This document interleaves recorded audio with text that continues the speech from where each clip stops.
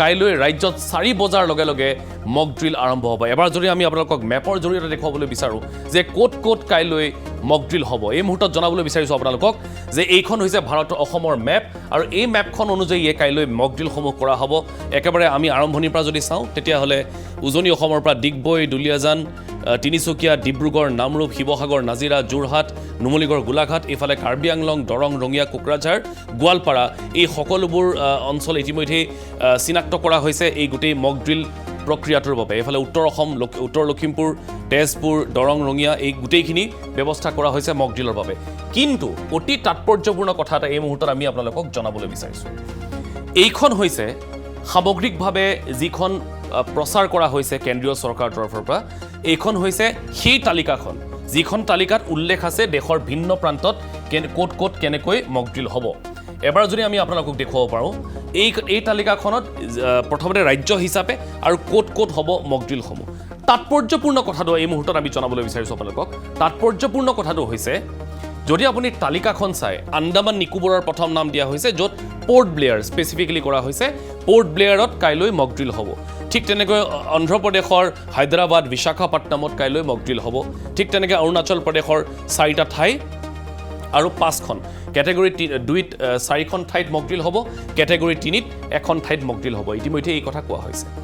তাৰ পাছত আহিলে অসমৰ যদি আপুনি তালিকাখন চাই, বঙাইগাঁও, ডিব্ৰুগড়, ধুবুৰী, গোৱালপাৰা, যোৰহাট, শিৱসাগৰ, তিনিচুকীয়া, তেজপুৰ, ডিগবৈ, দুলীয়াজান, গুৱাহাটী, দিছপুৰ, তাৰপাছত ৰঙিয়া, নামৰূপ, নাজিৰা, নৰ্থ লখিমপুৰ, নুমলীগড়।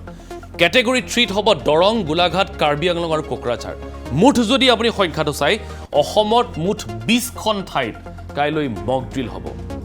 কিন্তু য'ত আমি অন্যান্য ঠাইসমূহ যদি চাওঁ, বিহাৰৰ 4খন, চণ্ডীগড়ৰ এঠাইত, দাদৰ এণ্ড নগৰ হাভেলীত এঠাইত, হায়দৰাবাদত, অন্ধ্ৰপ্ৰদেশত 2 ঠাইত, অৰুণাচল প্ৰদেশত। সমান্তৰালভাৱে আমি যদি চাওঁ, অসমৰ সমানকৈ আৰু মক ড্ৰিল হ'বলগীয়া অৰ্থাৎ 20 ঠাইত মক ড্ৰিল হ'বলগীয়া অনলি ঠাই হৈছে বা একমাত্ৰ ঠাইখন হৈছে জম্মু কাশ্মীৰ। অৰ্থাৎ জম্মু কাশ্মীৰত 20খন ঠাইত মক ড্ৰিল হ'ব আৰু তাৰ পাছত অসমত 20খন ঠাইত মক ড্ৰিলৰ বাবে চিনাক্ত কৰা হৈছে। এতিয়া ইয়াৰ অৰ্থ কি সেয়া নিশ্চয় প্ৰতিৰক্ষা বিভাগে জানিব। কোনকেইটা স্থানক আটাইতকৈ বেছি স্পৰ্শকাতৰ হিচাপে চিহ্নিত কৰা হৈছে সেয়াও প্ৰতিৰক্ষা বিভাগে, মন্ত্ৰালয়ে ভালকৈ জানিব। কিন্তু আমি এই মুহূৰ্তত জনাবলৈ বিচাৰিছোঁ আপোনালোক এয়াই যে তাৰ বাহিৰেও চাওক, হাৰিয়ানাতো আপুনি আমবাৰিয়াৰ পৰা আদি কৰি একেবাৰে যমুনা নগৰলৈ খুব বেছি ইয়াতে 10ৰ পৰা 11খন ঠাই আছে। ঠিক তেনেকৈ আপুনি এইফালে লৈ যদি যায়, মহাৰাষ্ট্ৰত আপুনি 14টা ঠাইত আপোনাৰ কৰা হ'ব মক ড্ৰিল। কিন্তু একমাত্ৰ জম্মু কাশ্মীৰ আৰু অসমত 20টাকৈ স্থান নিৰ্ধাৰিত কৰা হৈছে মক ড্ৰিলৰ বাবে। এতিয়া কি ইংগিত বহন কৰে বা কেনেধৰণৰ ইংগিত প্ৰদান কৰে সেয়া নিশ্চয় প্ৰতিৰক্ষা বিভাগে ভালকৈ জানিব। কিন্তু আমি সকলোৱে সাজু হৈছোঁ এই মক ড্ৰিলৰ বাবে, কাৰণ এই মক ড্ৰিলৰ জৰিয়তে অসম তথা উত্তৰ পূৰ্বাঞ্চলৰ ভিন্ন প্ৰান্তৰ ৰাইজ সাজু হ'ব এই গোটেই প্ৰক্ৰিয়াটোৰ বাবে।